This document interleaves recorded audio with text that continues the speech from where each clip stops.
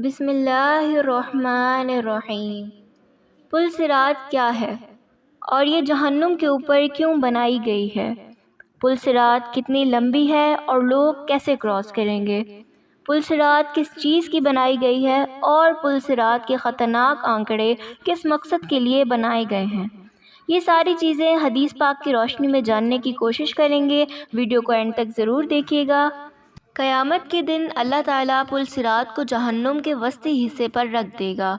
پل صراط پر سخت کانٹے ہوں گے، پھر لوگوں کو اس پر سے گزرنے کا حکم دیا جائے گا۔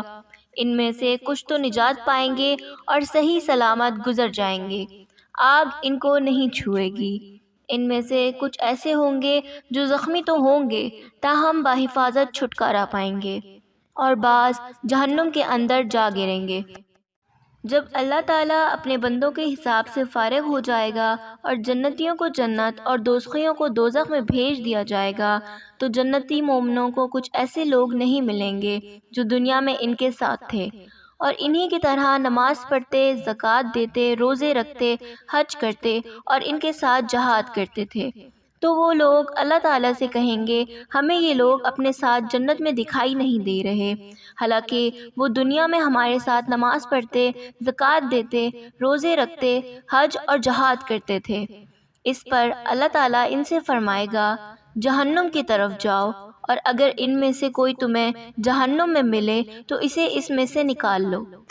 چنانچہ جب وہ لوگ جائیں گے تو انہیں اس حال میں پائیں گے کہ انہیں جہنم کی آگ نے ان کے اعمال کے مقدر اپنی لپیٹ میں لے رکھا ہے۔ کچھ کے قدموں تک آگ آ رہی ہوگی، کچھ کی پنڈلیوں کے نصف تک، کچھ کے گھٹنوں تک، کچھ کے درمیان تک، کچھ کے پستانوں تک اور کچھ کی گردن تک آگ پہنچی ہوگی، تاہم آگ ان کے چہروں تک نہ آئی ہوگی۔ وہ ان کے بارے میں شفاعت کریں گے تو ان کو جہنم سے نکال کر آب حیات میں ڈال دیا جائے گا۔ یہ ایسا پانی ہے جو اپنے اندر غوطہ لگانے والے کو زندہ کر دیتا ہے، چنانچہ وہ اس سے ایسے نکلیں گے جیسے سیلاب کے بہاؤ کی جگہ پر بیج اگ آتا ہے۔ پھر انبیاء کرام ہر اس شخص کے بارے میں شفاعت کریں گے جو اخلاص کے ساتھ اس بات کی گواہی دیتا ہے کہ اللہ کے سوا کوئی معبود برحق نہیں، اور وہ انہیں جہنم سے نکلوا لیں گے۔ پھر اللہ جہنم والوں پر رحمت و شفقت کرے گا اور اس میں سے کسی بھی ایسے شخص کو نکالے بغیر نہیں چھوڑے گا جس کے دل میں رائی کے دانے کے برابر بھی ایمان ہوگا، جیسا کہ قرآن کریم میں ارشاد ہے تم میں سے ہر ایک وہاں ضرور وارد ہونے والا ہے، یہ تیرے پروردگار کے ذمہ قطعی فیصلہ شدہ امر ہے۔ پھر ہم پرہیزگاروں کو تو بچا لیں گے اور نافرمانوں کو اسی میں گھٹنوں کے بل گرا ہوا چھوڑ دیں گے۔ احادیث میں بیان کیا گیا ہے کہ اس پل میں لوہے کے آنکڑے اور نہایت خطرناک کانٹے ہوں گے، اور یہ ایسی جگہ ہوگی جس میں قدم قدم پر لڑکھڑانے کا تو امکان ہوگا، ثبات و استقرار کریں۔ یہ آنکڑے اور کانٹے وغیرہ لوگوں کو ان کے اعمال کے مطابق چبھیں گے، اور جن کی بابت اللہ چاہے گا ان کو اپنی گرفت میں لے لے گا۔ علاوہ ازیں امانت اور رحم کو اللہ تعالیٰ ایک جسمانی وجود عطا فرمائے گا، اور یہ بھی اس پل صراط پر دائیں اور بائیں دونوں جانب کھڑے ہوں گے اور خائنوں اور قطع رحمی کرنے والوں کا مواخذہ کریں گے۔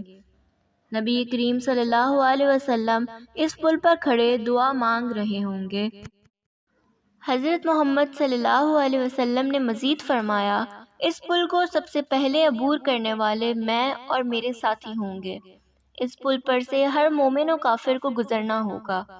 مومن تو اپنے اپنے اعمال کے مطابق جلد یا بددیر گزر جائیں گے، کچھ پلک جھپکنے میں، کچھ بجلی و ہوا کی طرح، کچھ پرندوں کی طرح، کچھ عمدہ گھوڑوں کی طرح اور تیز رو افراد کی طرح، اور کچھ گرتے پڑتے اور گھسیٹتے ہوئے۔ یوں کچھ لوگ بالکل صحیح سالم، کچھ زخمی تاہم پل عبور کر لیں گے، اور کچھ جہنم میں گر پڑیں گے جنہیں بعد میں شفاعت کے ذریعے نکال لیا جائے گا۔